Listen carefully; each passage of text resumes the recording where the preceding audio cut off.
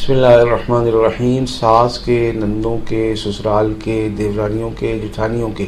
یہ وہ مسائل ہیں جو ہر گھر کے ہیں، اور ہر بیٹی بہن کو ان معاملات سے 99% واسطہ پڑتا ہے، اور پیچیدگیاں بھی عموماً پیدا ہوا کرتی ہیں۔ وہ بہت خوش قسمت میری بہن بیٹی ہے کہ جن کو اس طرح کے معاملات سے واسطہ نہ پڑے، الحمدللہ سعادت کی بات ہے۔ لیکن یہ ایک مسئلہ ہے، ایک المیہ ہے، ایک پریشانی ہے، ایک دکھ ہے، غم ہے اور ایک مرض ہے، تو اس کی دوا بھی ہونی چاہیے، اور اس دوا کا درست طریقے سے استعمال بھی ہونا چاہیے۔ اس کا استعمال اہم ہے، ضروری ہے، طریقہ ہم بتا دیں گے، لیکن اس سے پہلے یہ دیکھنا ضروری ہے کہ جس میری بہن بیٹی کو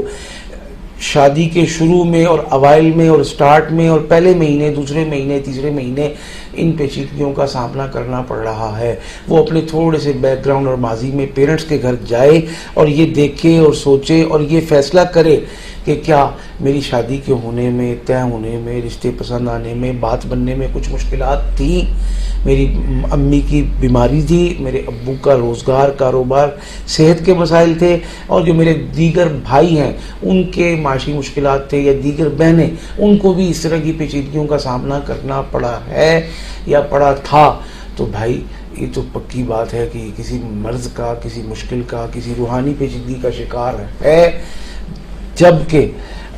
اس کی موجودگی میں اس کے یہ معاملات سسرال والے کنٹرول نہیں ہو سکتے۔ وہ شوہر جو جان چھڑکتا تھا اب بات نہیں سنتا، وہ شوہر جو جان دیتا تھا اب وہ خرچہ نہیں دیتا، وہ شوہر جو پہلے کہتا تھا کہ تمہارے بغیر جی نہیں سکتا اب وہ فون پر بات کرنا بھی گوارا نہیں کرتا۔ ماں بہنوں بھابھیوں کے کہنے کہلانے میں، بہلاوے پھسلاوے میں اور لکھانے پڑھانے میں وہ اتنا آ گیا کہ ان کی مٹھی میں ہے۔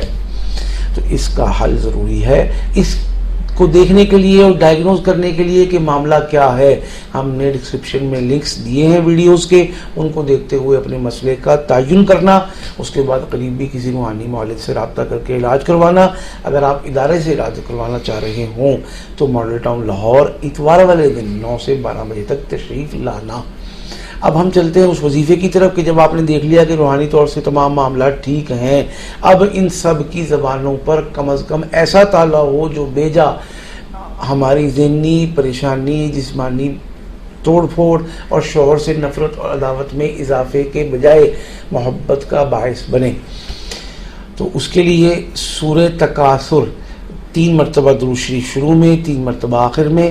پڑھ کر آپ نے یہ سورت پڑھنی ہے روزانہ 41 مرتبہ۔ آپ بھی پڑھیں، آپ کی امی بھی پڑھیں، آپ کے بہن بھائی بھی پڑھیں، اور آپ کے دیگر جتنے بھی لوگ آپ کو اپنی اپنی جگہوں پر سپورٹ کر سکتے ہیں سب پڑھیں، تو یہ معاملات انشاءاللہ ہمیشہ کے لیے دنوں میں حل ہوں گے۔ اور اگر آپ کو اکیلے کو یہ کام کرنا ہے تو بھی پریشان ہونے کی بات نہیں ہے،